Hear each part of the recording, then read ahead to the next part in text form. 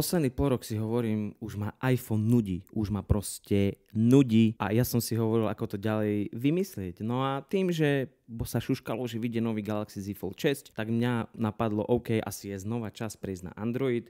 Aby ste pochopili, ja som dlhoročný používateľ iPhoneov a iOSu. iPhone 12 som mal odkedy vyšiel a veľmi ma zaujímalo, aký bude zážitok z používania. Plus je to Android, tak ma zaujímalo, ako sa za tie roky ten Android posunul. Takže ja som neváhal, telefón som si objednal, používam ho už 2 mesiace a dnes si o ňom povieme niečo viac, aký je, aké mám zážitky z používania, takže nebudem ďalej zdržavať a rovno môžeme ísť na to.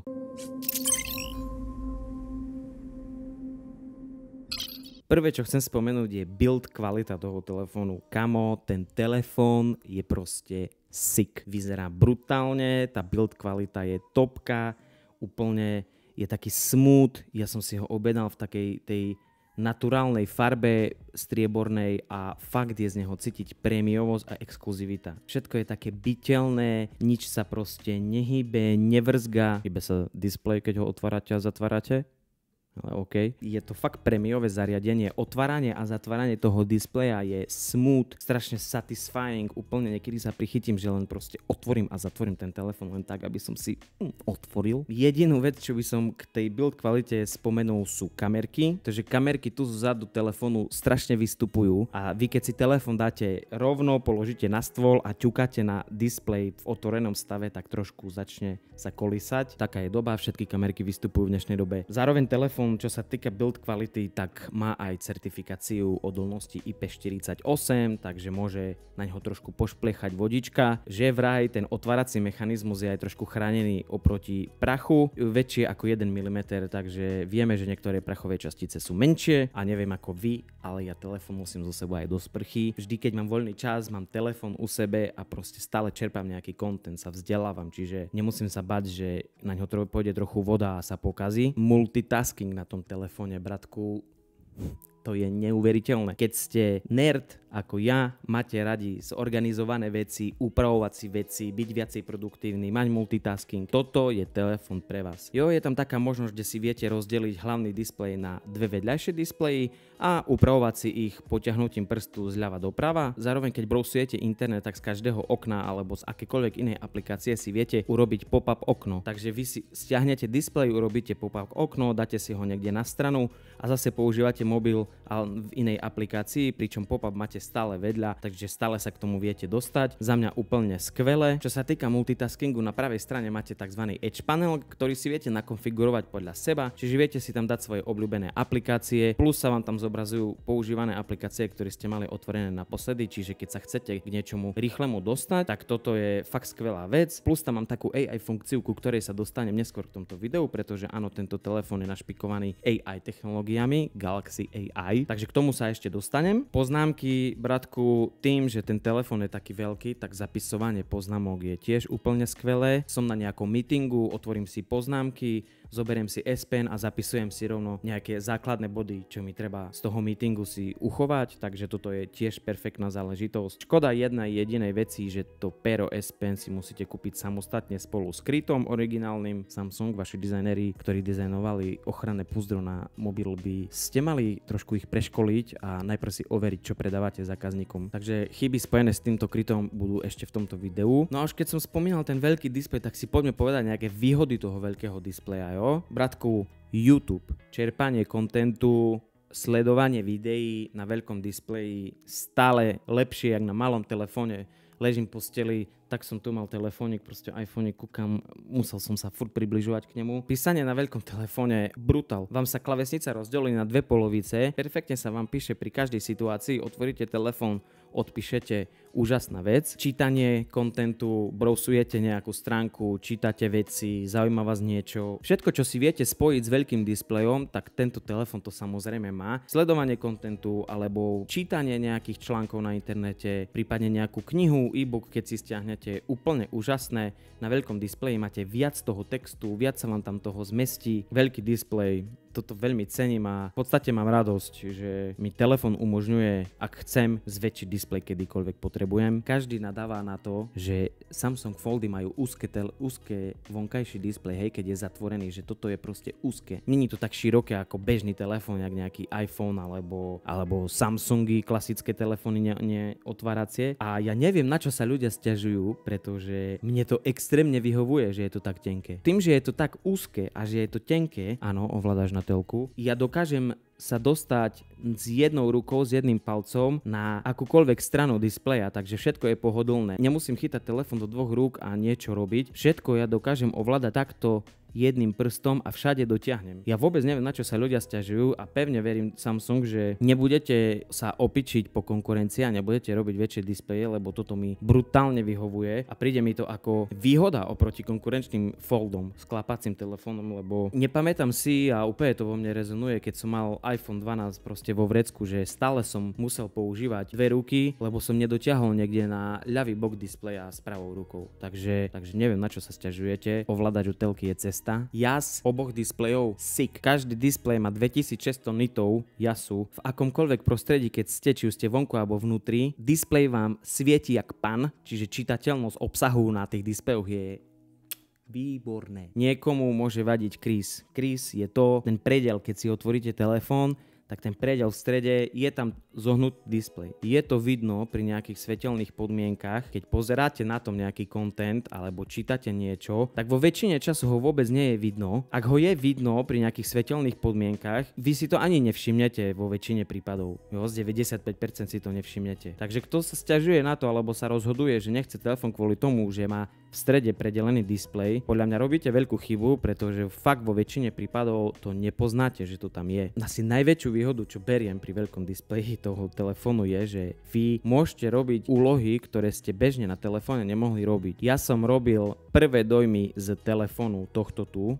bež si to pozrieť sem. A celé video komplet som zostrihal na dovolenke v Singapure na tomto mobile. Otvoril som si LumaFusion, veľký displej, vedel som pekne krásne strihať jednotlivé časové linky, pridávať tam zvukové stopy a tým, že mi máte veľký displej, to bolo úplne super. A ja som extrémne prekvapený, že mobil v dnešnej dobe môžem používať na to, keď som na cestách, že si ho vezmem, otvorím si LumaFusion a postriham si video kdekoľvek som v telefóne. Baterka, ja som sa bál, že máte veľký displej a telefón, keď má väčší displej, tak samozrejme ťahá viac batériu, ne? Bežne priemerne sa dostanem na screen time 5:30 alebo 6 hodín. Tu sa v tomto folde nezmenila veľkosť batérie a neviem koľko, 3-4 generácie, stále je tu 4400 mAh baterka, ale tým, že je tam optimalizovaný procesor, tá batéria je fakt super. Ja celý deň používam telefón, nenabíjam ho ani večer a ráno sa zobudím a stále mám 33-35% baterky. Samozrejme je to individuálne, pretože každý používa telefón ináč, ale bavím sa o bežnom používaní ako sledovanie nejakých YouTube videí, občas si urobíte cez deň fotku, urobíte nejaký telefonát, poskrolujete trošku sociálne siete a máte vybavené. A stále vám ostane 30%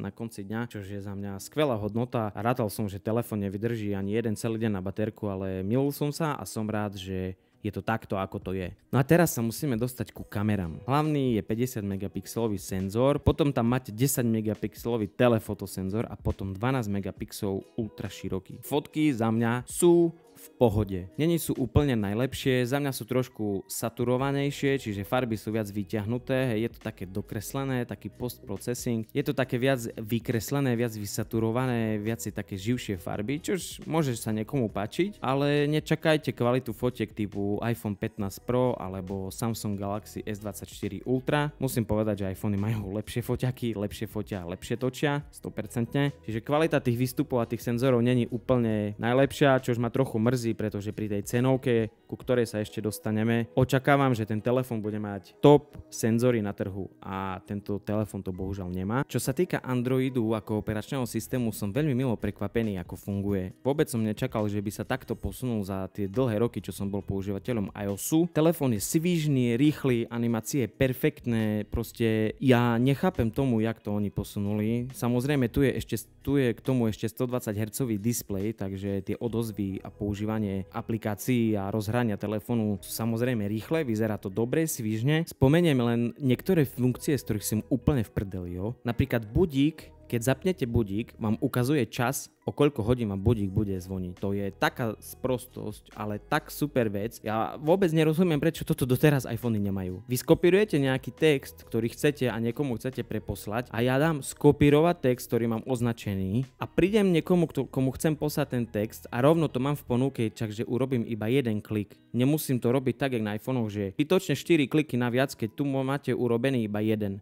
Toto je taká vec, čo si myslím, že by mal mať každý jeden telefón. Vy si viete na zvonenie do budíkov nastaviť váš Spotify playlist. To je sen. Viete, aký je môj budík? Lo-fi, muzička, pohoda, proste pohodička. Toto je sen, ja sa zobudzam ráno, jak babetko s takouto hudbou. To sú také veci, čo ja doteraz nerozumiem, prečo to nemajú všetky telefóny. Však to je úplne super. Každopádne ja nechcem hovoriť detálne všetko o tom, v čom je Android super, v čom je zase nie tak super ako iOS.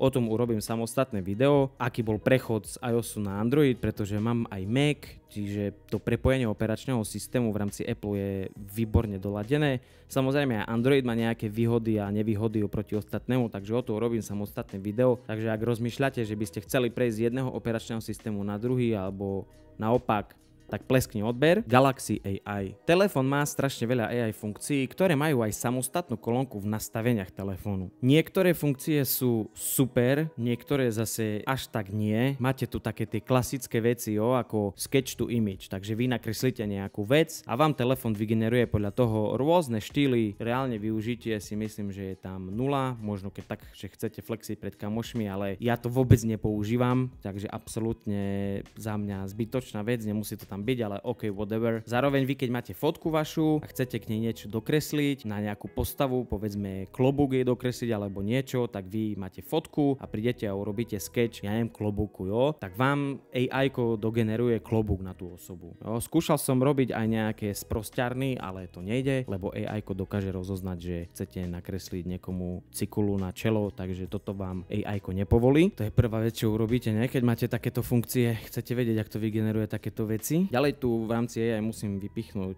funkciu, ktorú používam najviac a to je Circle to Search. Funkcia od Google, majú to aj pixely, podľa mňa to budú mať aj všetky ostatné Android telefóny, ale Circle to Search v podstate znamená, že vy máte nejakú fotku, alebo čítate niečo na internete, alebo pozeráte nejaké YouTube video, označíte Circle to Search, zakružkujete tú vec, čo vás zaujíma a vám sa otvorí Google vyhľadávanie podľa tej veci, čo ste zakružkovali, takže je to za mňa úplne skvelé, pretože ak hľadáte niečo, čo potrebujete a neviete to dohľadať, jak sa to volá, kde to viete kúpiť a podobne, stačí vám to len proste odfotiť, zakružkovať a Google vám to hneď vyhľadá. Funguje to rýchlo, perfektne, úžasne. Ale Circle to Search funguje nielen pri vyhľadávaní, ale vy keď si označíte aj nejaký text, vám rovno vyjde ponuka, že môžete skopírovať text, čom je to dobré. Vy nemusíte teraz klikať a s prstom ťahať a označovať, vy to rýchlo zakružkujete a rovno sa vám ten text kopíruje. Na toto to využívam tiež veľmi veľakrát, úplne úžasná vec. Veľmi sa teším, že to tam je, pretože táto funkcia je využívaná podľa mňa najviac na tom telefóne. Vy zoberete Circle to Search, dáte preložiť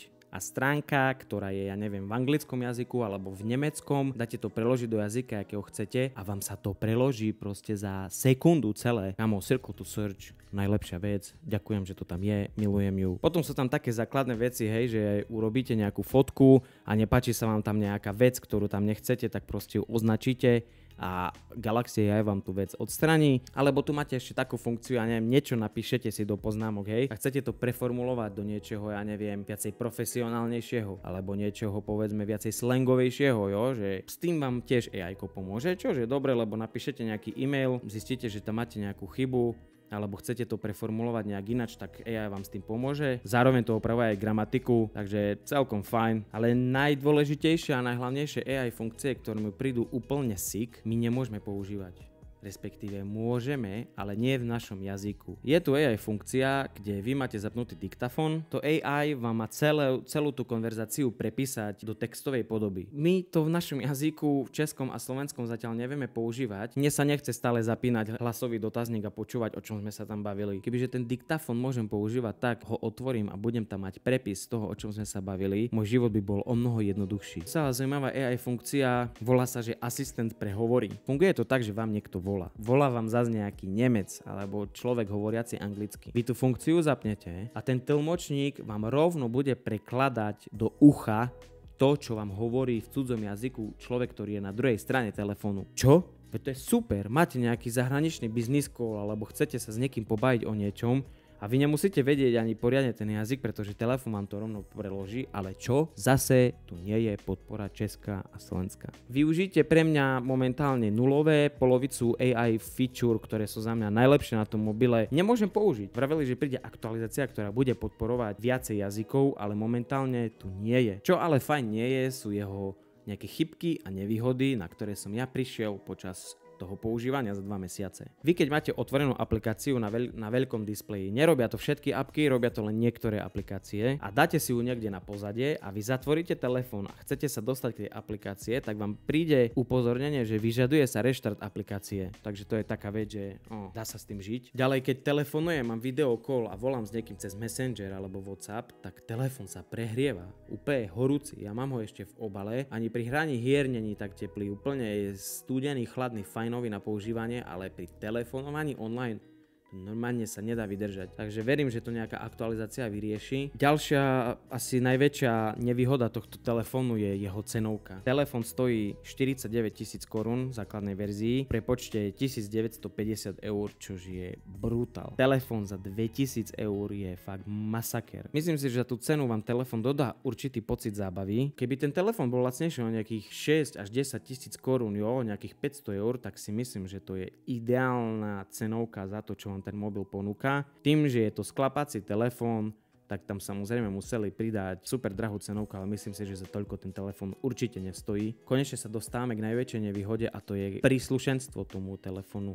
Ten telefón má kryt, ale ten kryt dizajnoval nejaký pleb. Normálne nejaký pleb, ktorý podľa mňa ani neotestoval, jak sa ten kryt používa. Vysvetlím. Vy máte kryt rozdelený na dve časti. Časť, ktorá vám zakrýva len displej a časť, ktorá vám zakrýva len kameru. Zadná časť je super, kde je zakrytá kamera, všetko pekne chráni, ochraňuje kameru, perfektná vec, ale tá predná časť, čo je okolo displeja, je úplne mimo. Sú strašne vysoké okraje okolo toho displeja, takže vy keď chcete na zatvorenom displeji niečo potiahnuť z boku, proste vám nejde, lebo vám prst odskočí z tej strany, kde je ten hinge, kde je ten klb, ktorý otvára telefón, tak proste vôbec nedrží. On sa stále vygla a pohybuje a mňa to úplne vysiera, že to tak funguje. Príde mi, že Samsung dizajneri alebo tí ľudia, čo to mali na starosti, vôbec si to nevyskúšali, aké je to, keď to máte na tom mobile.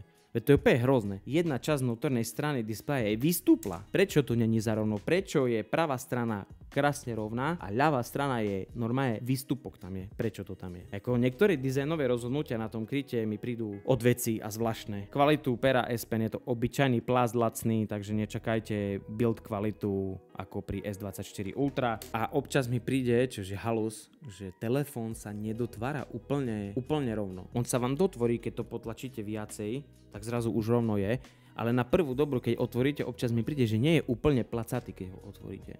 A to je škoda, to je proste chyba. Samsung hovorí, že je to úplne normálne, ale mali by to opraviť. Verím, že ak ste rozmýšľali nad kúpou tohto mobilu, tak verím, že som vám pomohol zodpovedať nejaké otázky. Pokiaľ máte ďalšie dodatočné otázky, čo by vás o tomto telefóne zaujímali, kľudne choďte do komentára, nechajte mi komentár, odpoviem na všetky komenty, rád vám zodpoviem všetko, čo vás zaujíma. Ak chcete vedieť viac o špecifikáciách tohto telefónu a nejaké veci z používania, nejaké prvé dojmy, tak bežte sa pozrieť na moje video, ktoré som robil k tomu telefónu, kde hovorím aj o všetkých špecifikáciách. Ďakujem za vašu pozornosť, že ste to so mnou vydržali až do tohto bodu. Budem veľmi rád, ak mi hodíte odber na tento kanál. No a my sa vidíme pri ďalšom videu. Díky za podporu. Čau.